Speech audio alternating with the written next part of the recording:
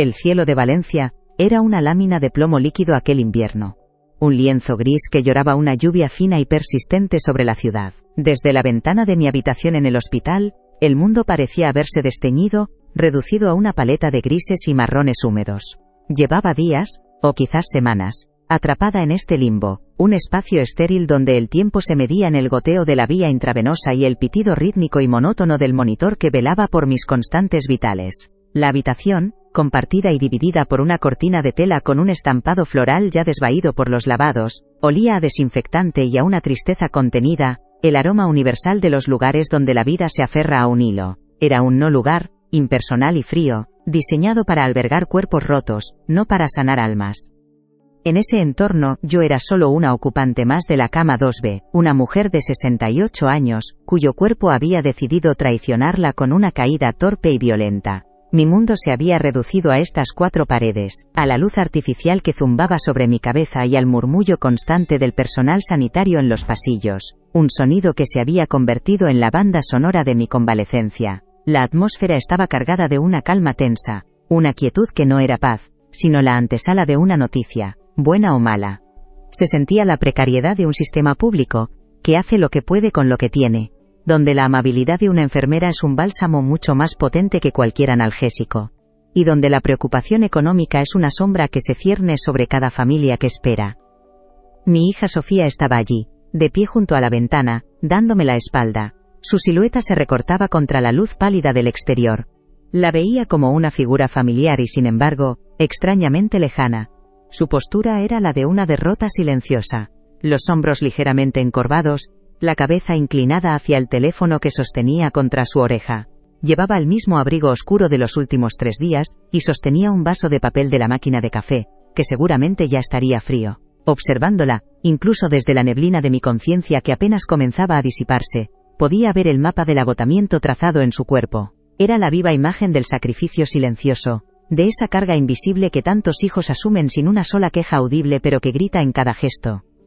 Yo por mi parte era un bulto inmóvil bajo las sábanas blancas y ásperas.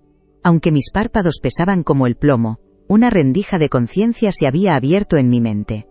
Era como despertar de un sueño larguísimo y confuso. Podía oír, podía sentir el frío de las sábanas y el picor de la vía en mi muñeca. Intenté mover un dedo, llamar su atención, pero mi cuerpo no respondía. Era una prisionera dentro de mí misma, una espectadora silenciosa de mi propia vida suspendida. Mi pelo cano, siempre recogido en un moño severo, ahora estaba suelto y aplastado contra la almohada.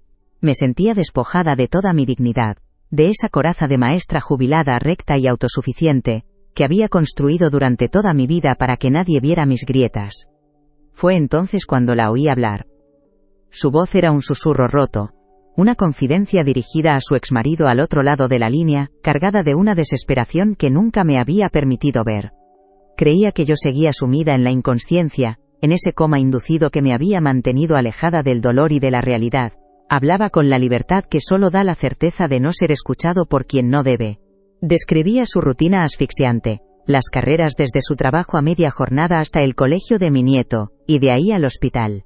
Hablaba de las facturas que se acumulaban, de la falta de sueño, de la soledad inmensa de tener que tomar todas las decisiones importantes, sin nadie en quien apoyarse de verdad. Cada palabra era una pequeña esquirla que se clavaba en mi mente recién despierta. Escuchaba su agotamiento, su fragilidad, y por primera vez en mucho tiempo, no la oía como mi hija, la extensión de mis expectativas, sino como a una mujer al límite de sus fuerzas, una mujer a la que yo había criado para ser fuerte, para no quejarse, y que ahora se rompía en susurros para no molestarme ni siquiera en mi aparente inconsciencia. El monólogo continuó, un torrente de frustración y cansancio acumulados durante años, no solo durante las últimas semanas. Era el peso de una vida entera sintiendo que nunca era suficiente para mí, que cada logro era recibido con una crítica constructiva, que cada muestra de debilidad era una decepción. Y entonces llegó la frase que lo cambió todo. No fue un grito ni un reproche. Fue apenas un hilo de voz, el último aliento de una resistencia que se desmoronaba. Sofía hizo una pausa, y pude imaginarla tragando saliva, conteniendo un sollozo que pugnaba por salir.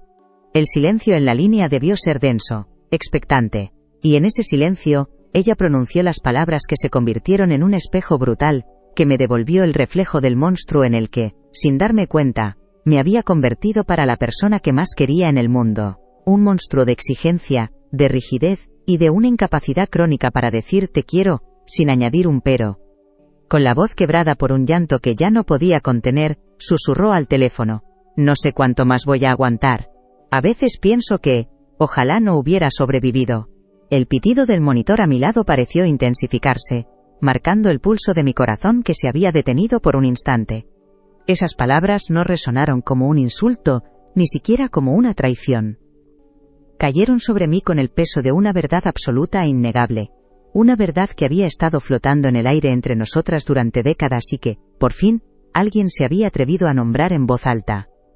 El deseo de mi muerte no era un acto de maldad sino su único escape imaginable. El impacto fue tan profundo que silenció cualquier otra sensación. El dolor físico de mis huesos rotos no era nada comparado con la fractura que esas palabras abrieron en mi alma. Me vi a mí misma a través de sus ojos, una carga, un ancla, una fuente inagotable de presión y desaprobación. La imagen que yo tenía de mí, la de una madre sacrificada que había criado a su hija sola con disciplina y amor severo, se hizo añicos en un instante. Lo que para mí era fortaleza, para ella había sido tiranía. Lo que yo consideraba amor protector, para ella había sido una jaula.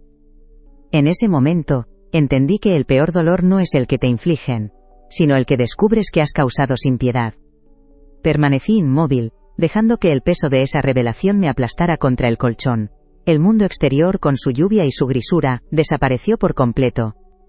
Solo existía el eco de su deseo, una súplica desesperada por liberarse de mí.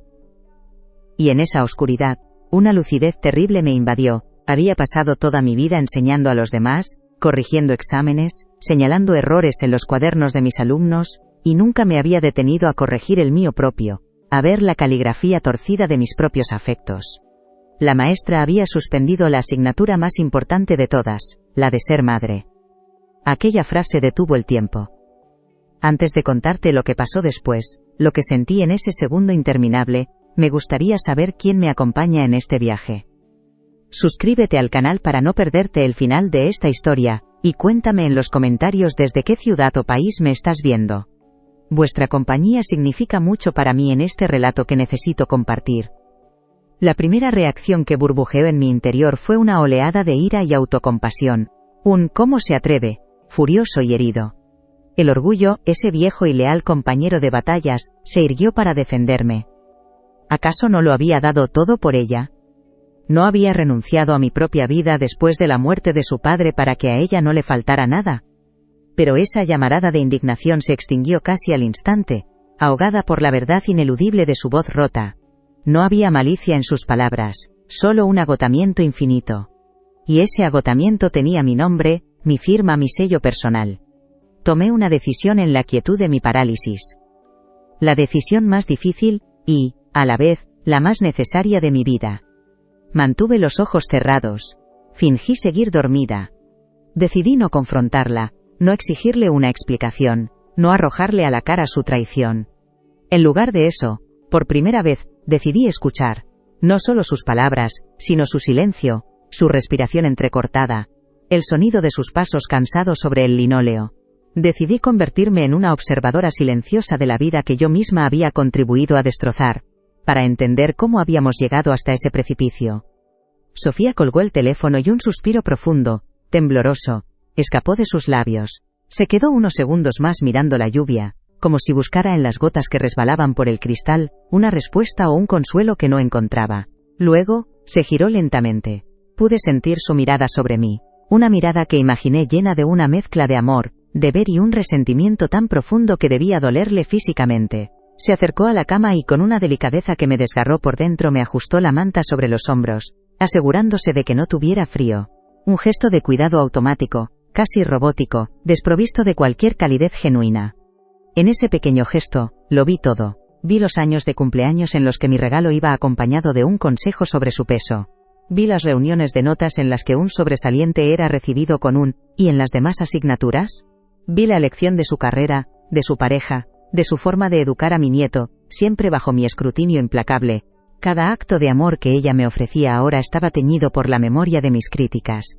El cuidado que me profesaba no nacía de un afecto espontáneo, sino de un sentido del deber tan arraigado y pesado como una losa de granito. Por primera vez, no vi a mi hija como un proyecto inacabado que necesitaba mis constantes correcciones. Vi a una mujer de 42 años, con sus propias cicatrices, sus propias batallas perdidas y su propia vida. Una vida que yo había invadido y juzgado sistemáticamente. Vi las ojeras profundas que surcaban su rostro, no como un signo de descuido, sino como medallas de una guerra silenciosa que libraba cada día. Vi el temblor casi imperceptible de sus manos al dejar el vaso de café en la mesilla, un testimonio del estrés que corroía su sistema nervioso. Y en esa observación silenciosa, nació una nueva emoción, una que desplazó a la ira y al victimismo, una vergüenza profunda y devastadora. La vergüenza de haberme pasado la vida mirando sin ver, oyendo sin escuchar.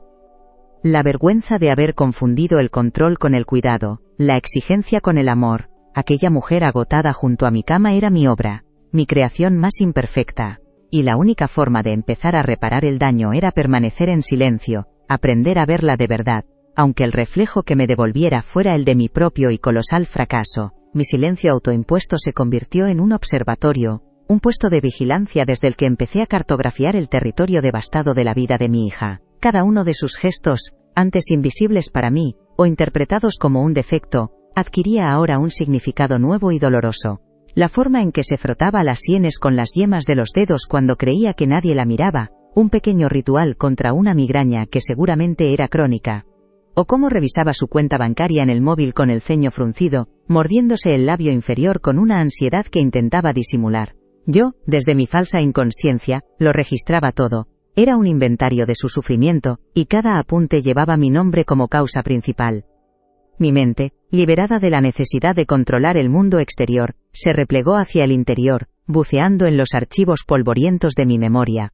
Me vi a mí misma, María, no como la matriarca fuerte e infalible, sino como una joven asustada, hija de una posguerra que no perdonaba la debilidad. Mi propia madre, una mujer endurecida por la escasez y el miedo, me había enseñado que el amor era sinónimo de exigencia. Un te quiero era un lujo, un esto no está lo bastante bien, era la herramienta para forjar un carácter que pudiera sobrevivir. Me crié en el evangelio del esfuerzo y la perfección, y lo abracé como la única fe posible, sin darme cuenta de que era una religión sin misericordia. Convertirme en maestra fue la extensión natural de mi ser. El aula era mi reino, un universo ordenado donde yo dictaba las reglas, amaba la gramática, la sintaxis, la certeza de una respuesta correcta y una incorrecta. Corregir era mi vocación. El rotulador rojo no era un arma, sino un instrumento de mejora, un faro para guiar a mis alumnos hacia la excelencia. Nunca entendí que lo que funcionaba con las ecuaciones de segundo grado, o los verbos irregulares, fracasaba estrepitosamente en el complejo y frágil lenguaje del corazón humano. Intenté aplicar las mismas reglas en casa, convirtiendo mi hogar en un aula permanente, y a mi hija en mi alumna más examinada. Recuerdo a Javier, mi marido, con una claridad que dolía. Él era el contrapeso, la brisa cálida que suavizaba mi rigidez invernal. ¿Cuántas veces me dijo, con esa paciencia infinita que lo caracterizaba: María, déjala respirar, es solo una niña? Él veía en Sofía la alegría, la creatividad, la luz. Yo veía el potencial, los márgenes de mejora, los peligros de la autocomplacencia. Cuando él murió, de un infarto fulminante que nos dejó a las dos solas, el equilibrio se rompió para siempre. Su ausencia no solo me dejó un vacío en la cama, sino que eliminó el único filtro de amor incondicional en la vida de Sofía. Quedamos solas, ella y yo, y mi instinto fue redoblar la disciplina para protegerla de un mundo que, ahora lo sabía, podía arrebatarte todo en un instante. Desde mi cama de hospital, las escenas de su infancia desfilaban ante mí como fantasmas acusadores. La recuerdo con 5 años, mostrándome orgullosa un dibujo de nuestra familia. El sol era una espiral amarilla en una esquina, y nosotros éramos figuras de palo con sonrisas torcidas. Mi primera reacción no fue un abrazo. Fue coger un lápiz y decirle: muy bien, cariño, pero el sol no tiene rayos así, y la cabeza de papá es demasiado pequeña. Vi cómo su sonrisa se marchitaba, cómo arrugaba el papel y lo tiraba a la basura. En ese momento creí que le estaba enseñando a superarse. Ahora entiendo que le estaba enseñando que su esfuerzo nunca sería suficiente para mí. Otro recuerdo me asaltó con la fuerza de una bofetada. Tenía 10 años y participaba en la función de Navidad del colegio.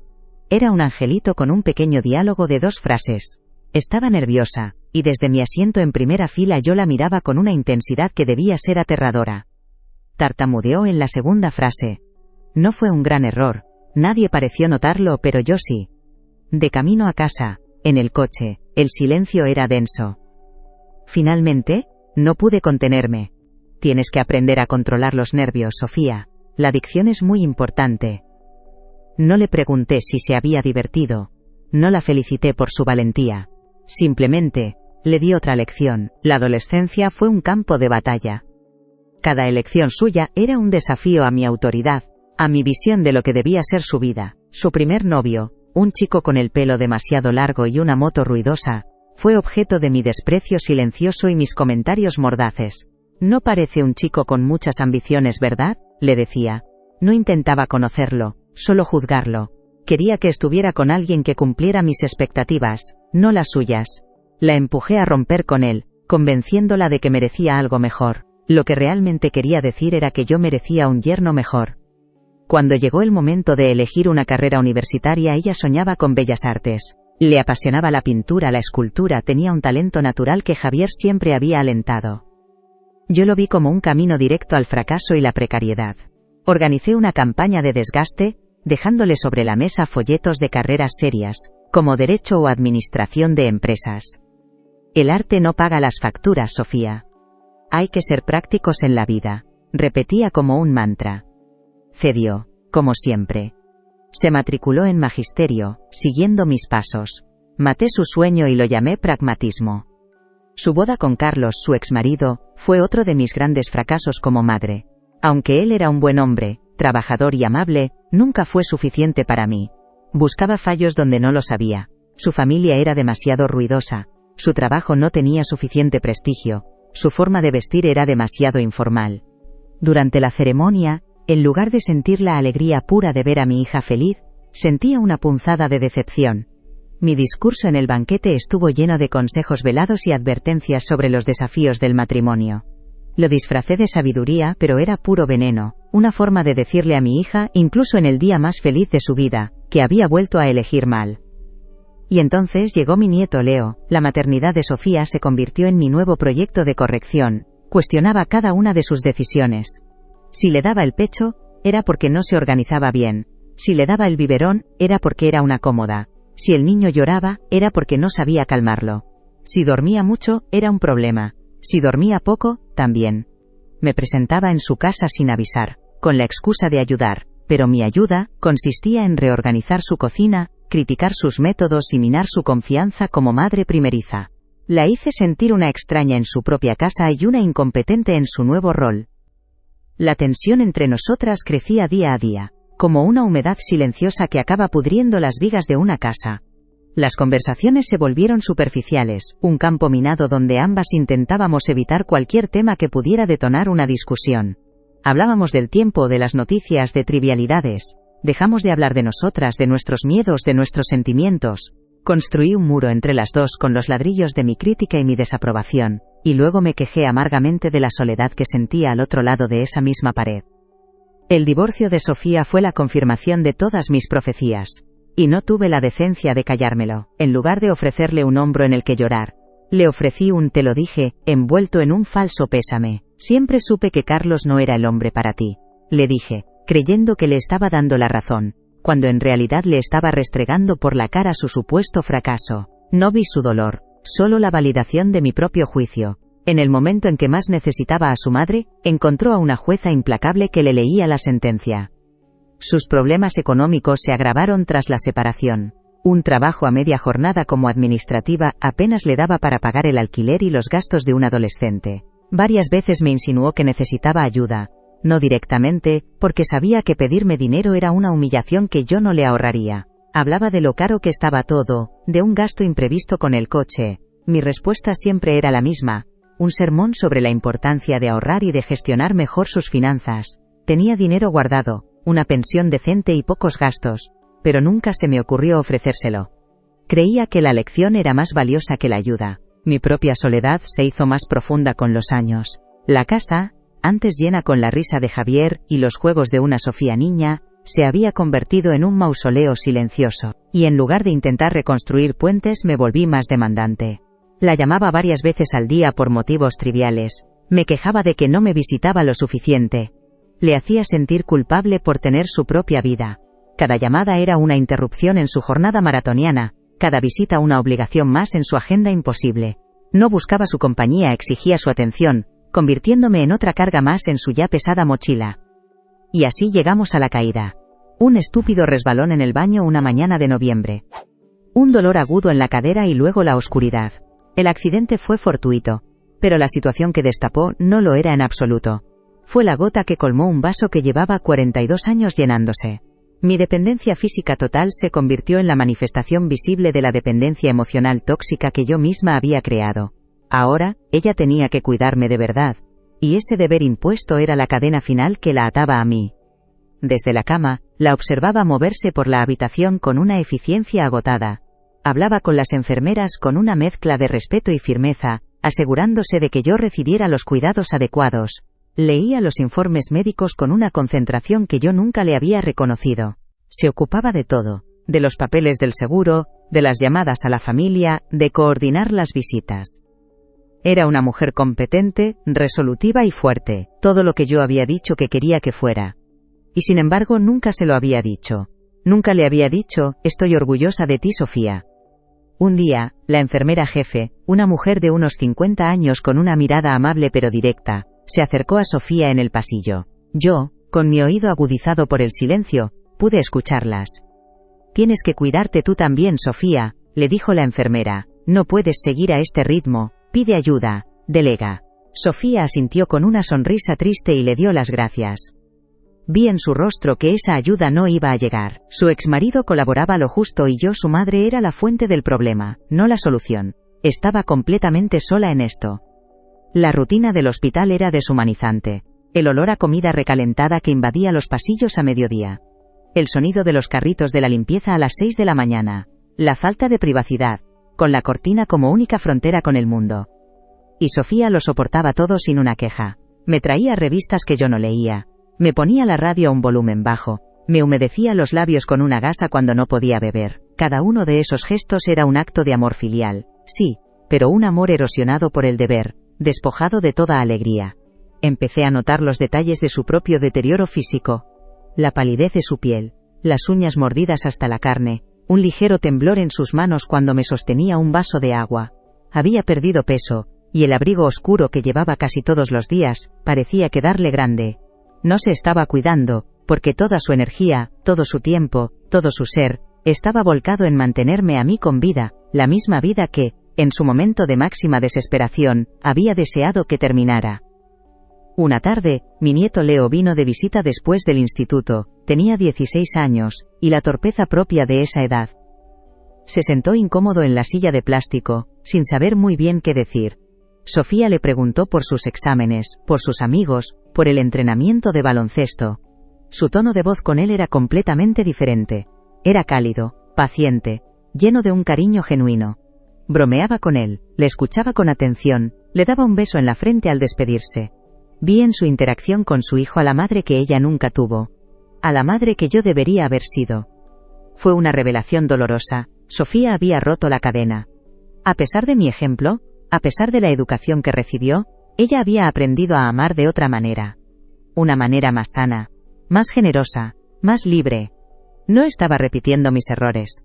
Estaba criando a un chico que, probablemente, nunca tendría que susurrar por teléfono, que ojalá su madre no hubiera sobrevivido. Y en medio de mi vergüenza, sentí una punzada de orgullo. A pesar de mí, lo había hecho bien. Mi mayor éxito como madre era que mi hija no se pareciera en nada a mí. La culpa es un veneno lento. No te mata de golpe, te va paralizando por dentro. Y yo estaba inundada de ella. Cada pitido del monitor era un recordatorio de mi corazón egoísta. Cada vez que Sofía me cambiaba la cuña, sentía la humillación no de mi propia indefensión, sino de haberla puesto a ella en esa situación. Quería hablar, quería gritar perdón, pero la garganta se me cerraba. ¿Cómo empezar a disculparse por una vida entera de heridas? ¿Qué palabras podían abarcar la enormidad de mi fracaso? El médico vino a verme una mañana. Yo ya estaba más lúcida aunque seguía fingiendo estar adormilada. Le explicó a Sofía que la operación de cadera había ido bien, pero que la recuperación sería larga y difícil. Habló de meses de rehabilitación, de la necesidad de adaptar la casa, de una dependencia que sería al menos al principio casi total. Escuché cada palabra como un clavo más en mi ataúd. Más carga para ella. Más meses de su vida sacrificados en mi altar. Más razones para que deseara no haberme despertado nunca. Mientras el médico hablaba observé la expresión de Sofía. No había desesperación en su rostro, ni siquiera frustración. Había una especie de aceptación resignada, la de un soldado que recibe órdenes para una nueva misión imposible. Asentía, hacía preguntas prácticas sobre los tipos de andadores y las sillas para la ducha. Estaba planificando, organizando, resolviendo, y yo por primera vez no sentí el impulso de intervenir, de corregir su plan, de sugerir una idea mejor. Me limité a admirar en silencio su increíble fortaleza, una fortaleza que yo misma había intentado quebrar tantas veces. Esa noche no pude dormir. La oscuridad de la habitación del hospital era total, solo rota por la pequeña luz verde del monitor. Los recuerdos ya no venían en oleadas, sino que formaban un torrente constante. Recordé el día que se graduó en la universidad, subió al estrado a recoger su título de maestra y me buscó con la mirada entre el público. Yo le sonreí, pero en cuanto bajó, mi primer comentario fue sobre una arruga en su toga. Siempre el detalle imperfecto, nunca la visión de conjunto. Siempre la crítica, nunca la celebración. ¿Cómo había podido ser tan ciega? La respuesta era tan simple como aterradora: el orgullo. Mi identidad se había construido sobre la base de ser una mujer que siempre tenía la razón, que sabía lo que era mejor para todos. Admitir un error era admitir una grieta en esa fachada, y mi miedo a la vulnerabilidad era más grande que mi amor. Me había escondido detrás de un personaje de matriarca severa pero justa, y me había acabado creyendo el papel, sin darme cuenta de que el público, mi única hija, sufría en silencio. El conflicto dentro de mí era una guerra civil. Una parte de mí, la vieja María, quería aferrarse a su justificación. Lo hice por su bien, susurraba. El mundo es un lugar difícil, solo quería prepararla. Pero otra voz, una nueva y frágil, le respondía con la verdad desnuda que había escuchado por teléfono. La preparaste tan bien, que su única fantasía de libertad era tu muerte. Y esa voz era la que ganaba terreno, demoliendo uno a uno todos los pilares de mi autoengaño. La relación con Sofía no era el único ámbito de mi vida marcado por esta rigidez. Pensé en mis pocas amistades, en cómo se habían ido distanciando con los años. Recordé a Carmen, mi compañera de colegio durante 30 años. Dejamos de hablarnos después de que yo le hiciera un comentario constructivo sobre la educación de sus hijos. Y a Luisa, mi vecina a la que ofendí criticando la forma en que cuidaba su jardín. Me había quedado sola, no por mala suerte sino por elección. Había podado todas mis relaciones con las mismas tijeras afiladas de la crítica. El día a día en el hospital se hacía insoportable. No por el dolor físico, que los analgésicos mantenían a raya, sino por la tortura de mi nueva conciencia. Cada vez que Sofía me daba de comer esa sopa insípida, yo no saboreaba el caldo, sino mi propia amargura. Cada cucharada era un acto de servicio que yo no merecía. Antes me habría quejado del sabor, de la temperatura, de la torpeza de su mano. Ahora, comía en silencio, con la cabeza gacha, en un acto de penitencia que solo yo entendía. La tensión emocional en esa pequeña habitación era casi palpable. Era un silencio cargado de palabras no dichas, de reproches suspendidos en el aire.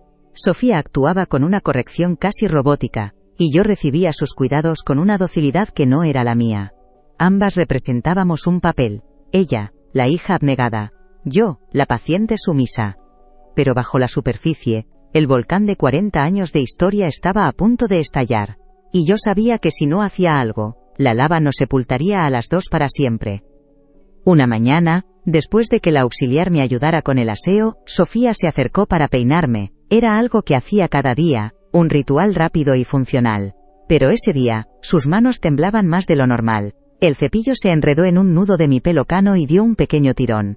¡Ay! Se me escapó, un sonido involuntario. Ella se detuvo en seco, y vi en el reflejo del espejo de mano que sostenía cómo sus ojos se llenaban de lágrimas.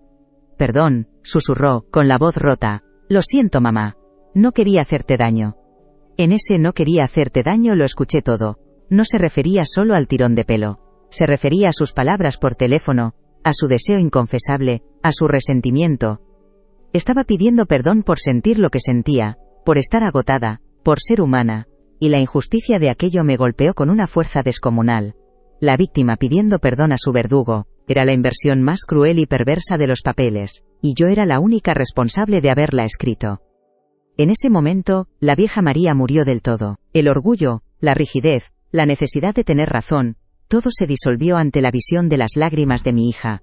Lo único que quedó, fue un amor inmenso, y un arrepentimiento aún más grande. Tenía que hablar, tenía que romper el silencio, no para defenderme, ni para justificarme, ni siquiera para pedirle perdón en ese instante. Tenía que hacerlo para liberarla a ella de la culpa que yo le había impuesto incluso por sus propios sentimientos. Reuní todas las fuerzas que tenía, que no eran muchas. Mis cuerdas vocales en desuso durante días protestaron, carraspeé, un sonido áspero y débil. Sofía levantó la vista, sorprendida, sus ojos enrojecidos fijos en los míos a través del espejo. Me miraba como si estuviera viendo a un fantasma. Había llegado el momento, el primer paso de un camino que no sabía si tendría la fuerza o el tiempo para recorrer. Pero sabía, con una certeza absoluta, que tenía que empezar a caminarlo ahora. El plan se formó en mi mente con una claridad meridiana. No iba a haber una gran confesión dramática. Eso sería egoísta, sería poner el foco de nuevo en mí, en mi dolor, en mi culpa. El cambio tenía que ser sutil, tenía que demostrarse con hechos, no con palabras. Mi primera acción no sería un discurso sino un gesto, un pequeño gesto que para cualquiera sería insignificante, pero que para nosotras dos, en el contexto de nuestra historia, tendría el peso de un tratado de paz. Sofía seguía mirándome, con el cepillo suspendido en el aire, esperando. Pude ver el miedo en sus ojos. El miedo a que la confrontara, a que le echara en cara lo que había oído. El miedo a que la vieja María, la de siempre, hubiera vuelto para un último asalto, para una última crítica. Y viéndola tan frágil, tan asustada, sentí una ternura que creía haber perdido para siempre. Ya no era mi proyecto, ni mi alumna, ni mi decepción. Era mi hija. Simplemente, mi hija. Con la voz todavía ronca pero firme, la miré a los ojos, esta vez directamente, no a través del espejo. Dejé que viera en mi mirada todo lo que aún no podía decir. Dejé que viera la vergüenza, el arrepentimiento, y sobre todo, un amor que había estado sepultado bajo capas de orgullo durante demasiado tiempo. Y entonces, pronuncié las primeras palabras de mi nueva vida, las primeras palabras que no eran una orden, ni un consejo, ni una crítica. No pasa nada, cariño, le dije, y mi propia voz me sonó extraña, suave, despojada de toda su autoridad habitual. Un tirón de pelo no es nada. Hice una pausa, tragando saliva para vencer el nudo que se me había formado en la garganta. La vi relajarse 1 milímetro, solo un poco, pero fue suficiente. El aire en la habitación pareció moverse, volverse un poco más ligero, un poco más respirable para ambas. Ella reanudó la tarea de peinarme, esta vez con una delicadeza extrema, como si estuviera manejando la porcelana más frágil. Yo cerré los ojos, no para fingir, sino para concentrarme en la sensación de sus manos en mi pelo. Por primera vez en décadas, no estaba evaluando cómo lo hacía. Simplemente, estaba sintiendo su cuidado. Y en ese simple acto, en esa rendición de mi juicio, encontré una paz que no había sentido en años. Cuando terminó, dejó el cepillo en la mesilla. Hubo un momento de silencio incómodo, el vacío que deja un ritual conocido cuando cambia de repente. Normalmente, yo habría dicho algo como ya era hora, o podrías haberme hecho una trenza, pero me mantuve en silencio, esperando el momento adecuado para el siguiente paso, el pequeño gesto que había planeado y que sentía como el más importante de mi existencia. Ella se preparaba para irse. Cogió su bolso, buscó las llaves. Bueno, mamá, vendré por la tarde, después de recoger a Leo del instituto. ¿Necesitas algo? Era la pregunta de siempre, la fórmula de cortesía que marcaba el final de su turno de guardia. Y mi respuesta siempre era una lista de encargos, o una queja. Pero no esta vez. Esta vez iba a ser diferente. Esperé a que estuviera junto a la puerta con una mano en el pomo, la llamé por su nombre, en voz baja, Sofía. Se giró, con una expresión de interrogación cansada en su rostro. La miré fijamente asegurándome de tener toda su atención. Quería que estas palabras no se perdieran en el aire, que aterrizaran directamente en su corazón, que empezaran a regar la tierra yerma que yo misma había creado entre nosotras. Gracias, dije, y me detuve dejando que esa única palabra tan extraña en mis labios dirigida a ella resonara en el silencio. Vi la confusión en sus ojos, no entendía. ¿Gracias por qué?, preguntó, con el ceño ligeramente fruncido. Y entonces, le di el golpe de gracia a la mujer que había sido, la demolición final de mi antiguo yo. Gracias por todo, hija, continué, con la voz temblándome un poco, por cuidarme, por tu paciencia, sé que no te lo pongo fácil, y añadí la frase que lo cambiaría todo, la primera piedra de nuestro nuevo mundo. Perdona por todas las molestias. Era una disculpa, sí, pero era mucho más. Era el reconocimiento de su sacrificio. Era la primera vez que la veía de verdad. La expresión de Sofía pasó de la confusión al shock más absoluto. Se quedó inmóvil, con la mano todavía en el pomo de la puerta, como si se hubiera quedado petrificada. Sus labios se entreabrieron ligeramente, pero no salió ningún sonido. Pude ver en sus ojos una batalla de emociones, la incredulidad, la sospecha, y debajo de todo, una pequeña y temblorosa llama de esperanza que llevaba años, quizás toda una vida, esperando una ráfaga de aire para poder arder. No dije nada más. Había lanzado mi mensaje en una botella al mar que nos separaba. Ahora solo podía esperar y ver si llegaba a la orilla. Sostuve su mirada, vulnerable, sin defensas, sin la máscara de severidad que siempre había llevado. Era yo, María, su madre, pidiendo una tregua en una guerra que yo misma había declarado hacía más de 40 años. Y en ese silencio expectante, sentí que por primera vez, el futuro era una página en blanco y no una continuación inevitable del pasado. Ella parpadeó, como si despertara de un trance, asintió lentamente, 1, 2 veces, no sonrió, no dijo no te preocupes, no hubo una absolución instantánea, y eso, extrañamente me dio esperanzas. Significaba que Los meses que siguieron a mi salida del hospital fueron un lento y monótono peregrinaje por el pasillo de mi propia casa. El apartamento, antes mi fortaleza de orden y control, se había convertido en un campo de entrenamiento lleno de obstáculos. Cada día era una repetición del anterior. Ejercicios dolorosos con el fisioterapeuta, comidas medidas y una dependencia casi absoluta de Sofía que me humillaba hasta la médula. Nuestra relación había entrado en una especie de tregua armada. Las palabras amables que habíamos empezado a intercambiar en el hospital se mantenían, pero flotaban sobre un océano de conversaciones pendientes. Había una cortesía forzada, un cuidado casi profesional por su parte, y una docilidad sumisa por la mía, ambas tan ajenas a nuestra verdadera naturaleza que el aire entre nosotras se sentía denso, frágil, a punto de quebrarse. Yo, por mi parte, estaba inmersa en una batalla silenciosa. Luchaba contra mi propio cuerpo, que se negaba a obedecer con la celeridad que mi mente exigía. Cada pequeño progreso era celebrado por Sofía, con un entusiasmo que yo sentía falso, porque para mí solo evidenciaba lo lejos que estaba de mi antigua independencia. Pero mi verdadera lucha era contra la vieja María, esa voz en mi cabeza que susurraba críticas constantes, que me recordaba mi debilidad, que me acusaba de ser una carga. Quería recuperarme no solo para volver a caminar, sino para liberar a mi hija de la sentencia que mi caída le había impuesto.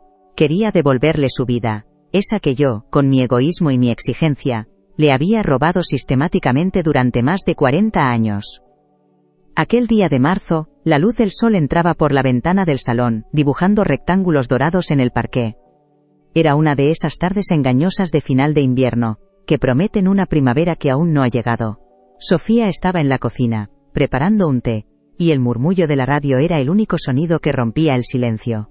Llevaba toda la tarde sentada en el mismo sillón, sintiendo cómo mis músculos se anquilosaban. Una oleada de frustración y una necesidad imperiosa de demostrarme algo a mí misma me invadieron. Decidí que iba a caminar sola hasta el sofá, al otro lado de la habitación. Era una distancia corta, apenas 5 metros, pero para mí representaba la conquista del Everest. Me aferré a las empuñaduras de goma del andador de aluminio. El metal estaba frío bajo mis palmas sudorosas. Me incorporé con un gemido sordo, sintiendo el tirón en la cadera operada. El mundo se balanceó por un instante y tuve que esperar a que el mareo pasara. Miré el sofá como un náufrago, mira la orilla. Empecé a avanzar, arrastrando los pies con una lentitud exasperante. Cada paso era un cálculo, un esfuerzo consciente de mente y músculo. El andador chirriaba levemente contra el suelo de madera, un sonido que se había convertido en la banda sonora de mi decadencia. Estaba a mitad de camino, con el corazón martillándome en el pecho por el esfuerzo y la concentración. Entonces ocurrió. El pie derecho, el que aún no controlaba del todo, se enganchó con la pata de una pequeña mesa auxiliar, que no recordaba haber dejado ahí. El andador se inclinó hacia adelante, mi cuerpo lo siguió en una caída a cámara lenta que pareció durar una eternidad. El pánico me heló la sangre. El terror no era solo a sentir el dolor agudo de una nueva fractura, sino a la humillación insoportable de mi fracaso, a la confirmación de mi absoluta inutilidad. Un grito ahogado se me escapó de la garganta mientras mis manos perdían el agarre y el suelo se abalanzaba sobre mí. El sonido de una taza rompiéndose en la cocina fue seguido por el eco de los pasos apresurados de Sofía. «¡Mamá!», gritó, con una voz cargada de una alarma que me atravesó como un cuchillo.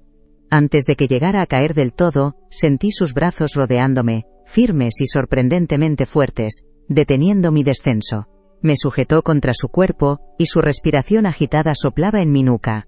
Estaba a salvo, pero en ese preciso instante, ser salvada por ella fue la derrota más aplastante de mi vida. La presa de mi autocontrol, agrietada durante meses, reventó por completo. Apoyada en ella, temblando de pies a cabeza, la frustración se convirtió en un torrente de lágrimas amargas y calientes que me cegaron la vista.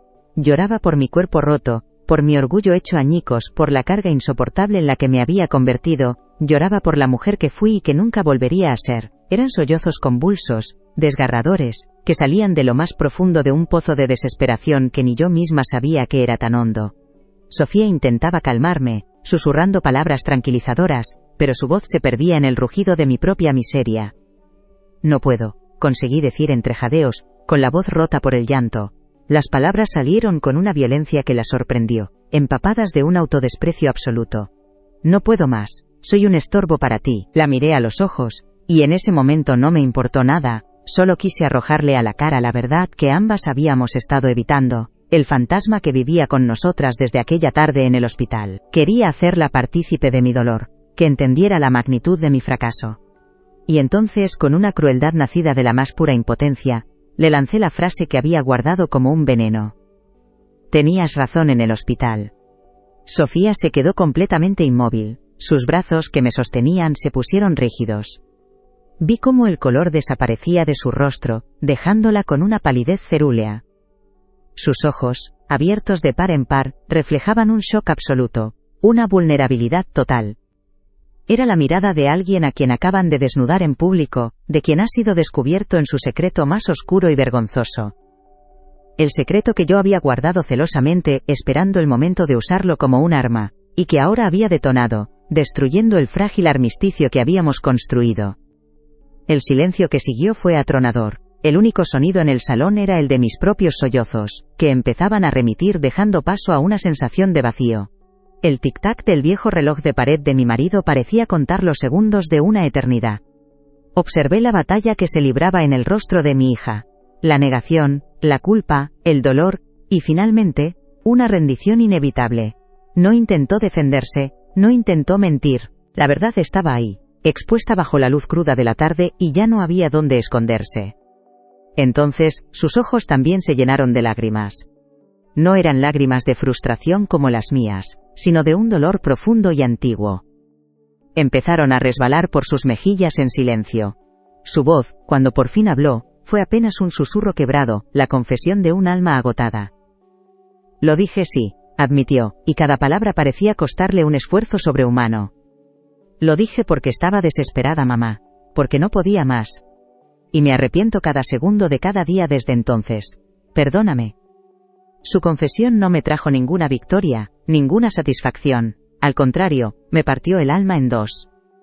Ver su dolor, escuchar el peso de la culpa que había estado cargando sola durante meses por unas palabras nacidas del más puro agotamiento, me hizo comprender la verdadera dimensión de mi crueldad. No solo la había llevado al límite, sino que además la había hecho sentirse un monstruo por haber llegado a él. En ese instante, mi propio sufrimiento, mi caída, mi frustración, todo se volvió insignificante frente a la enormidad del daño que le había infligido. Y entonces, hice algo que requirió más fuerza que cualquier ejercicio de rehabilitación. Con un movimiento deliberado solté las empuñaduras del andador.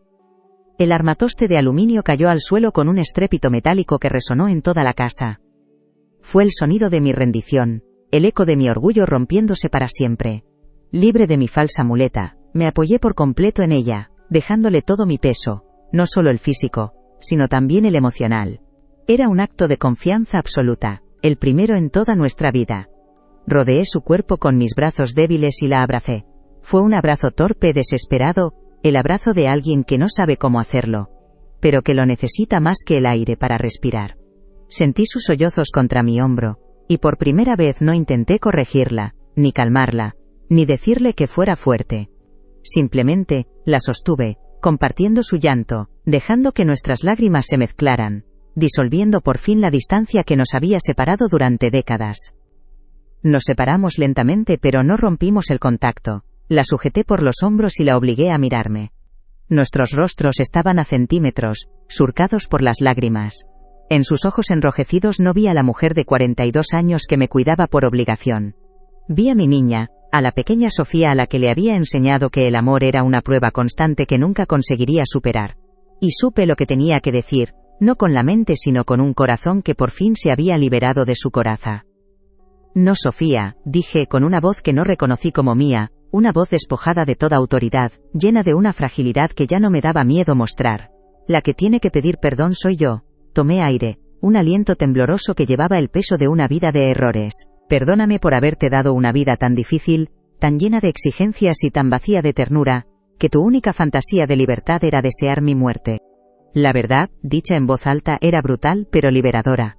Vi cómo sus ojos se abrían aún más, cómo asimilaba la enormidad de mis palabras. No era una disculpa, era una confesión. Era el reconocimiento de mi fracaso como madre, como ser humano. Y entonces, con la última pizca de fuerza que me quedaba, le hice la petición más importante de mi vida, una súplica que nacía desde las ruinas de la mujer que había sido. Enséñame a ser tu madre, hija, por favor, todavía estoy a tiempo de aprender. ¿Te está gustando esta historia? Deja un like y suscríbete al canal. Ahora continuamos con el vídeo. No hubo una respuesta inmediata. Sofía se limitó a mirarme, con una expresión indescifrable en su rostro mojado por las lágrimas. No dijo claro que sí, ni te perdono, simplemente asintió, un movimiento casi imperceptible de la cabeza pero que para mí lo significó todo. Era un principio, una puerta entreabierta, la posibilidad de empezar a escribir una historia diferente para el poco o mucho tiempo que nos quedara juntas. Nos quedamos así, de pie en medio del salón, sostenidas la una por la otra, rodeadas por el silencio. El andador yacía en el suelo, como el vestigio de una guerra que acababa de terminar. Por primera vez, el aire entre nosotras no estaba cargado de reproches ni de palabras no dichas.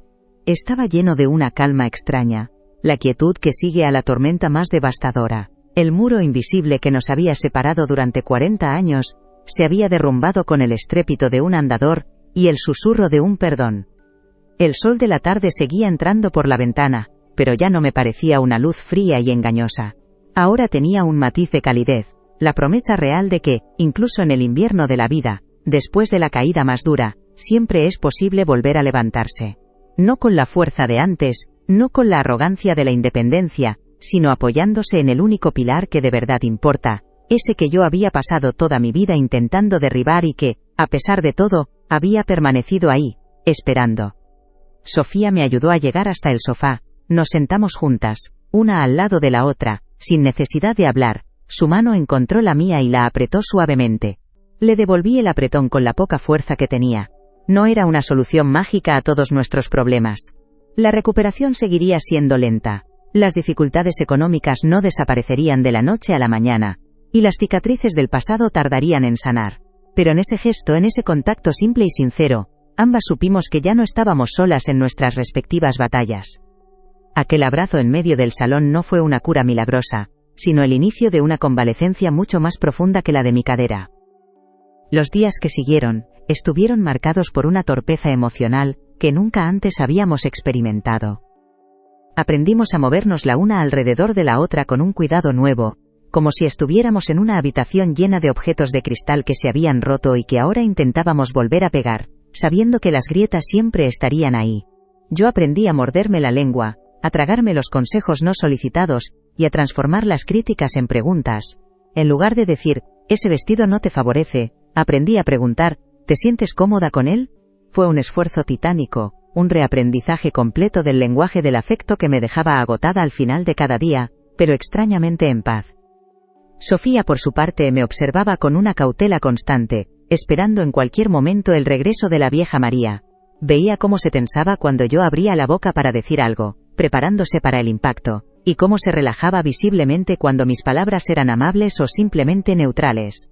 poco a poco, esa tensión fue disminuyendo. Empezó a compartir conmigo pequeños detalles de su día, de su trabajo, de las tonterías de Leo. No eran grandes confesiones, sino pequeñas ofrendas de confianza, semillas que plantaba con timidez en el terreno recién labrado de nuestra relación, esperando a ver si esta vez, en lugar de rocas, encontraban tierra fértil donde poder crecer y arraigar. Mi rehabilitación física adquirió un nuevo significado.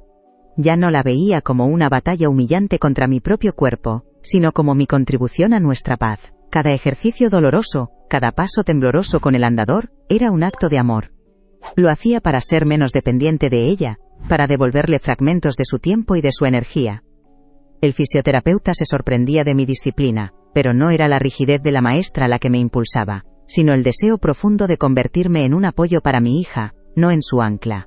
Quería ser la madre a la que pudiera llamar para pedir un consejo, no la obligación que tenía que atender al final de un día agotador.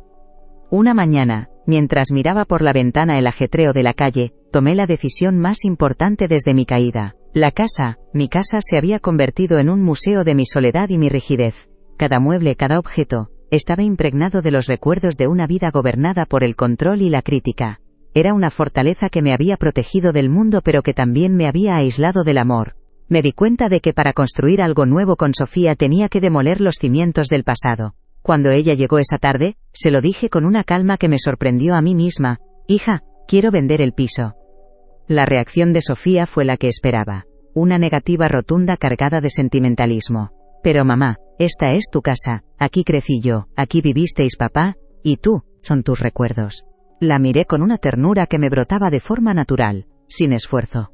Le expliqué que esos recuerdos se habían convertido en fantasmas, en cadenas que me ataban a la mujer que ya no quería ser. Le dije que no necesitaba 4 paredes para recordar a su padre, porque lo llevaba en el corazón, y que los recuerdos de su infancia que quería conservar, no eran los de una niña temerosa de mi juicio, sino los que estábamos empezando a construir ahora.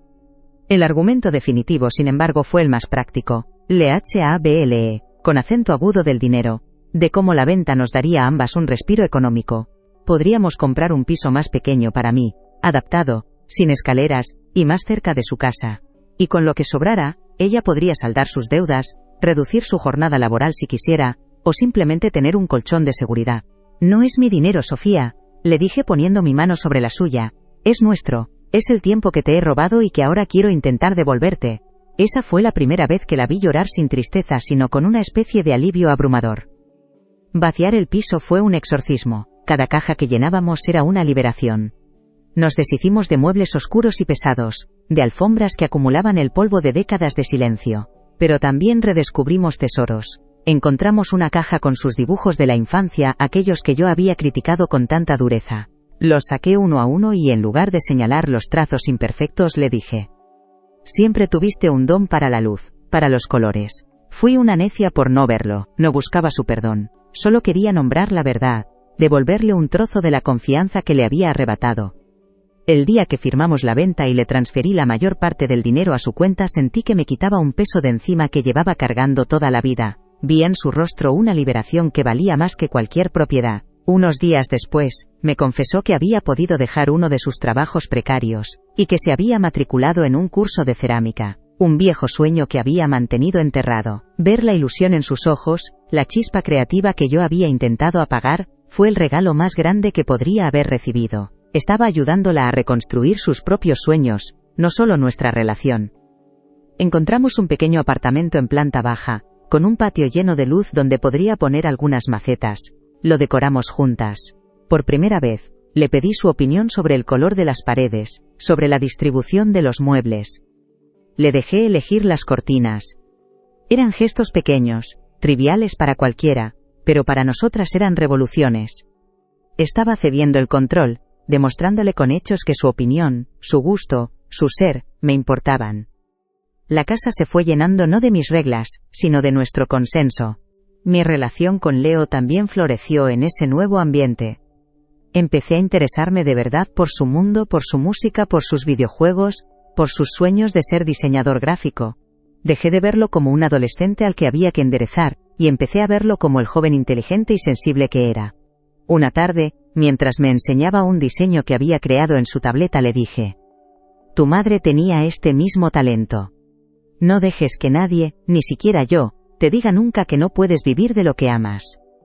Vi una mirada de complicidad entre él y Sofía que me llenó el alma de calor. Los días adquirieron una nueva rutina, una cadencia suave y predecible. Yo caminaba, ya con la ayuda de un solo bastón, hasta el mercado por las mañanas. Por las tardes a veces leía en mi patio, otras veces Sofía y Leo venían a merendar. Nuestras conversaciones ya no eran campos de minas. Hablábamos de todo y de nada, con la facilidad de dos personas que se sienten seguras la una con la otra. Descubrí el sentido del humor de mi hija, su ironía, su inteligencia afilada. Estaba conociendo a la mujer extraordinaria que siempre había estado ahí, oculta tras el velo de mis expectativas. Una de esas tardes mientras tomábamos un café en mi pequeña cocina el sol entraba por la ventana, iluminando el vapor que salía de nuestras tazas. No decíamos nada. Era un silencio cómodo, lleno de paz. La observé mientras removía el azúcar, la pequeña arruga de concentración en su frente. No había rastro de la mujer agotada y desesperada que había visto en el hospital. En su lugar, había una calma serena, una fuerza tranquila, y me di cuenta de que mi felicidad ya no dependía de que ella fuera la hija que yo quería, sino de que ella pudiera ser por fin la mujer que estaba destinada a ser. Ella levantó la vista y me sonrió, una sonrisa genuina, sin sombras. ¿En qué piensas?, me preguntó. La miré, sintiendo un amor tan puro y tan inmenso que casi dolía. En nada importante, respondí, solo en que me gusta mucho este café. Y era verdad, ese simple café, en esa cocina modesta, en esa tarde cualquiera, contenía toda la felicidad del mundo, porque era una felicidad compartida, construida sobre las ruinas del pasado, y regada con la paciencia y el perdón. Era la prueba de que nunca es tarde para aprender la lección más importante de todas. El legado de nuestra historia no se mide en grandes gestos sino en la suma de esos pequeños momentos de paz. Aprendí que el amor verdadero no es un molde en el que intentamos meter a la fuerza a las personas que queremos, sino un espacio seguro que creamos para que puedan crecer en libertad. Mi caída no fue el final de mi vida sino el principio. Me rompió los huesos pero me recompuso el alma, me obligó a soltar el control para poder por primera vez abrazar de verdad. La vida no nos da segundas oportunidades para borrar el pasado, sino para construir un futuro diferente a pesar de él. Mi historia con Sofía no es un cuento de hadas con un final perfecto, sino el testimonio real y a veces doloroso de que la redención es posible. Es la prueba de que una madre puede aprender a serlo a los 68 años, y de que una hija puede encontrar la fuerza para perdonar una vida entera de heridas. Y esa, creo, es la clase de esperanza que de verdad importa. Finalmente, he comprendido que mi mayor logro como maestra no está en las aulas que dejé atrás, sino en la lección que la vida a través de mi hija se empeñó en enseñarme, que la única calificación que realmente cuenta no es la que damos a los demás, sino la que nos ganamos en el difícil arte de aprender a amar bien, con generosidad, con humildad, y sobre todo, con la valentía de admitir que necesitamos que nos enseñen. ¿Has vivido alguna historia que cambió tu forma de ver la vida? Dejen un corazoncito si creen que siempre se puede empezar de nuevo. Suscríbanse para más historias reales que tocan el corazón. Comenten, la vida siempre enseña. Si ustedes también creen en las segundas oportunidades.